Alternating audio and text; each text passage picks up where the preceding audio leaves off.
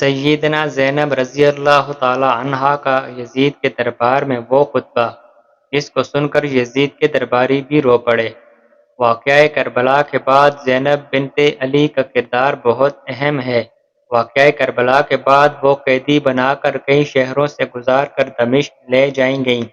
انہوں نے اس سفر اسیری میں کئی خطبے دیے۔ ان میں سے ایک خطبہ یزید بن معاویہ کے دربار میں دیا۔ ان کے دیگر فصاحت و بلاغت سے بھرپور خطبات کی طرح ان کا یہ خطبہ بہت مشہور ہے، جس نے یزید کے دربار پر لرزہ طاری کر دیا تھا۔ یزید کی محفل میں جب بی بی زینب سلام اللہ علیہا کی نظر اپنے بھائی کے خون آلود سر پر پڑی تو انہوں نے جو غمناک آواز میں فریاد کی جس سے سب لوگوں کے دل دہل گئے۔ آپ نے فرمایا تھا، اے حسین، اے محبوب خدا، اے مکہ و منا کے بیٹے، اے فاطمہ زہرا سیدہ نساء العالمین کے بیٹے، اے محمد مصطفیٰ کی بیٹی کے بیٹے۔ پھر یہ معروف خطبہ دیا جس نے دشمن حسین کے مقاصد کو خاک میں ملا دیا تھا۔ آپ نے فرمایا، سب تعریفیں اس خدا کے لیے ہیں جو کائنات کا پروردگار ہے، اور خدا کی رحمتیں نازل ہوں پیغمبر اکرم صلی اللہ علیہ وسلم پر اور ان کی پاکیزہ عطرت و اہل بیت پر۔ اما بعد، بالآخر ان لوگوں کا انجام برا ہے جنہوں نے اپنے دامن حیات کو برائیوں کی سیاہی سے داغدار کر کے اپنے خدا کی آیات کی تکذیب کی اور آیات پروردگار کا مذاق اڑایا۔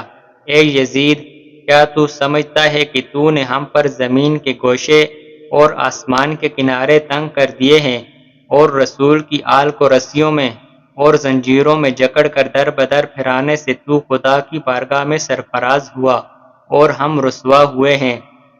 کیا تیرے خیال میں ہم مظلوم ہو کر ذلیل ہو گئے اور تو ظالم بن کر سربلند ہوا ہے؟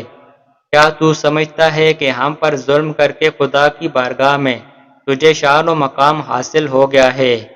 آج تو اپنی ظاہری فتح کی خوشی میں سرمست ہے، مسرت و شادمانی سے سرشار ہو کر اپنے غالب ہونے پر اترا رہا ہے، اور خلافت کے ہمارے مسلمہ حقوق کو غصب کر کے خوشی و سرور کا جشن منانے میں مشغول ہے۔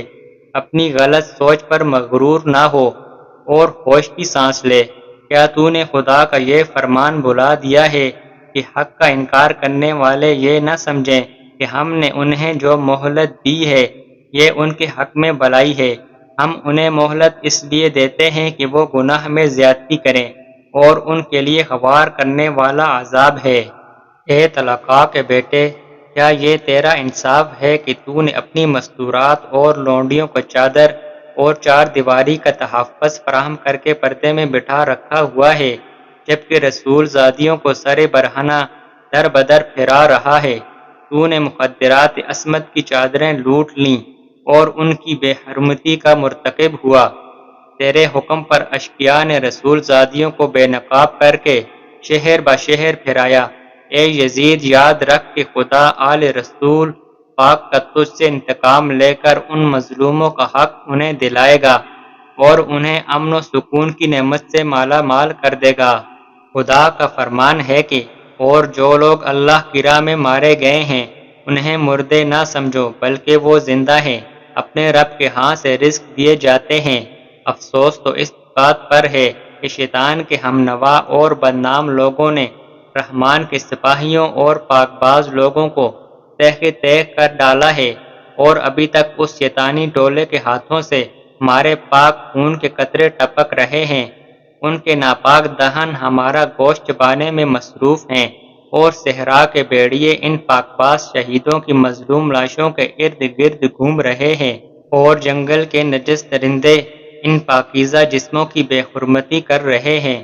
تو یزید جتنا چاہے مکر و فریب کر لے اور بھرپور کوشش کر کے دیکھ لے، مگر تجھے معلوم ہونا چاہیے کہ تو نہ تو ہماری یاد لوگوں کے دلوں سے مٹا سکتا ہے اور نہ وحی الہی کے پاکیزہ آثار محو کر سکتا ہے۔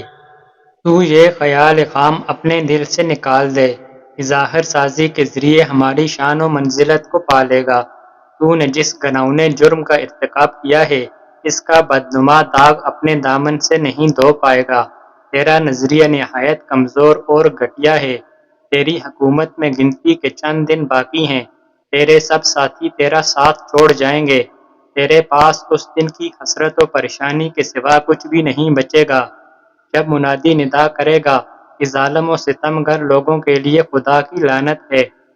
راوی اس واقعے کو نقل کرتے ہوئے کہتا ہے، خدا کی قسم بی بی زینب کی آواز سے وہ تمام لوگ رونے لگے جو یزید کے دربار میں بیٹھے ہوئے تھے، اور یزید اس طرح خاموش بیٹھا ہوا تھا جس طرح اس کو سانپ سونگھ گیا ہو۔